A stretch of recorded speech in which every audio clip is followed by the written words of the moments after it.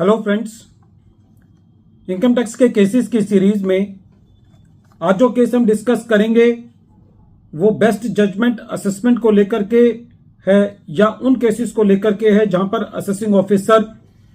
जो एडिशन करते हैं वो एस्टिमेशन के बेसिस पर करते हैं। उदाहरण के तौर पर बोगस परचेजेस के केस में या तो पूरे अमाउंट को एड बैक कर देते हैं या 25% ऑफ द एलिज्ड बोगस परचेजेस को कर देते हैं। कोई भी एक आर्बिट्रेरी एस्टिमेशन के बेसिस पर एडिशन कर देते हैं। तो ऐसी परिस्थिति के अंदर असेसिंग ऑफिसर की सेक्शन 145 सब सेक्शन 3 और सेक्शन 144 के मुताबिक क्या जिम्मेदारी बनती है और यदि असेसिंग ऑफिसर उस जिम्मेदारी को पूरा नहीं करता तो क्या वो एस्टिमेशन के बेसिस पर की गई एडिशन जस्टिफाइड है। यही issue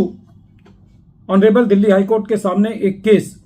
principal commissioner of income tax versus forum sales private limited के केस में सामने आया और यह केस 468 ITR पेज नंबर 392 पर रिपोर्ट हुआ। इस केस का जजमेंट 1 मार्च 2024 को आया। प्रेजेंट केस के अंदर असेसिंग ऑफिसर ने एक असेसमेंट कंप्लीट करी और असेसी के कुछ एडिशंस किए एक्सपेंसेस को लेकर के, बोगस परचेजेस को लेकर के एस्टिमेशन के बेसिस पर, और ये जो एडिशन किए गए एक्सपेंसेस को लेकर के और बोगस परचेजेस पर कोई एक फिक्स्ड परसेंटेज लेकर के ये एडिशन बुक्स ऑफ अकाउंट्स को रिजेक्ट किए बिना किए गए। जब ये मैटर CIT अपील के पास और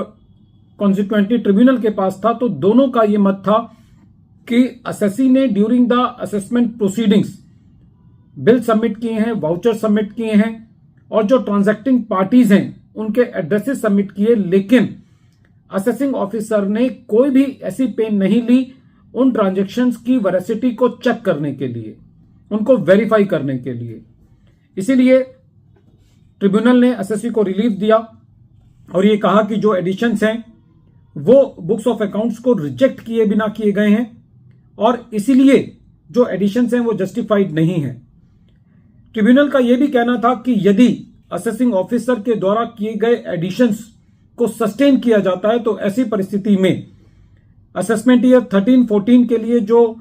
प्रॉफिट का रेट आता है वो 32.9% आता है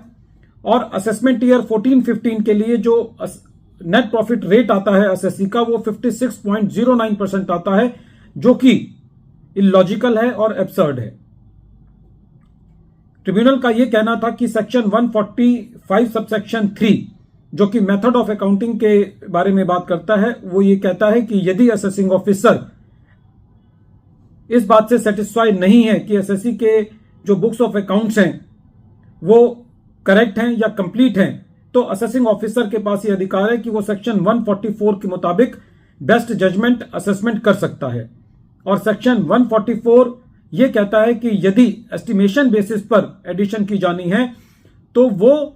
उस मेथोडोलॉजी के द्वारा की जानी है और उन कंडीशंस को फुलफिल करने पर की जानी है जो सेक्शन 145 सबसेक्शन 3 में दी गई है। तो इस तरीके से यदि हम सेक्शन 145 सबसेक्शन 3 को रेड विद सेक्शन 144 पढ़ते हैं तो यह बात सामने निकल करके आती है कि बिना बुक्स ऑफ अकाउंट्स को रिजेक्ट किए बिना असेसी का एस्टिमेशन बेसिस पर और सेक्शन 144 के अंदर एडिशन नहीं किया जा सकता। ट्रिब्यूनल का यह कहना था कि प्रेजेंट केस के अंदर जो असेसमेंट की गई है वो एक ट्रांसपेरेंट मैनर और प्रिसाइज मैनर में नहीं की गई और जो choose and pick method assessing officer के द्वारा अडॉप्ट किया गया है कि कुछ बुक्स के ट्रांजैक्शंस को एक्सेप्ट कर लिया गया है और कुछ को रिजेक्ट कर लिया गया है एक आर्बिट्रेरी मैनर के अंदर, वो एक इनकम्प्लीट, अनरीजनेबल, इरोनियस कंप्यूटेशन को जन्म देता है जो कि कानून के अंदर एज पर सेक्शन 145 सबसेक्शन 3 और सेक्शन 144 अलाउ नहीं है। इस केस का निष्कर्ष ये है कि यदि कोई एडिशन एस्टिमेशन बेसिस पर की जाती है या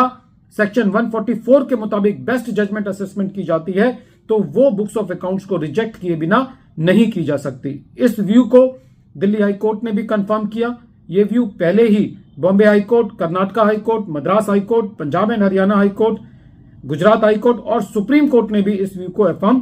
किया है। वीडियो के अंत में एक बार फिर मैं केस का नाम रिपीट कर रहा हूं। केस का नाम है principal commissioner of income tax versus forum sales private limited, और ये केस 468 ITR पेज नंबर 392 पर रिपोर्ट हुआ और इस केस का जजमेंट 1 मार्च 2024 को आया। Thank you friends.